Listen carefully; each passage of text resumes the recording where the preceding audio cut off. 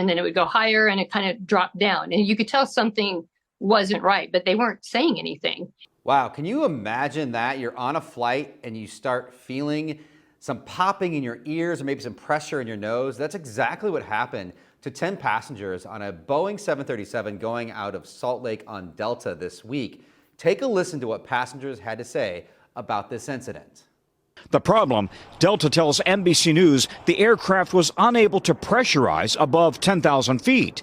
One passenger speaking out to our affiliate KSL TV. It felt like somebody was stabbing me in the ear. Passengers say they knew something was wrong, but the oxygen masks did not deploy. The plane would go higher and then it would drop down. And then it would go higher and it kind of dropped down. And you could tell something wasn't right, but they weren't saying anything. Some on board began bleeding from their ears and noses. I grabbed my ear and I pulled my hand back and there was blood on it. A gentleman about a row in front of me to the side, he said, "Can I get a tissue?" And I looked out over at him and there's blood coming out of his ear, running down his face. And it's like, man, this is not good. The plane circled over the Great Salt Lake before making that emergency landing, with medical teams treating 10 passengers on the ground. At least one says she's still recovering from a ruptured eardrum. It sounds like I'm underwater when I talk. In a statement to NBC News, Delta says it sincerely apologizes to its customers for the experience, adding the flight crew followed procedures and supported passengers with their immediate needs.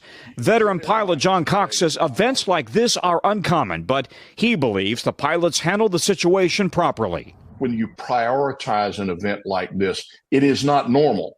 And so we want to deal with it, but it's also not a full-blown emergency. Up to the point that you realize you have passenger injuries, and at that point, now I want priority handling back to the airport.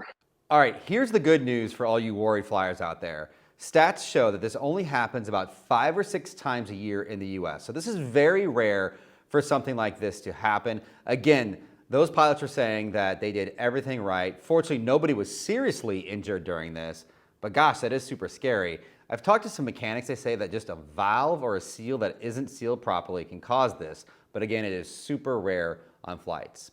This is Airline Insider. I'm Jet Setter Jake. Please, guys, like and subscribe for more airline news.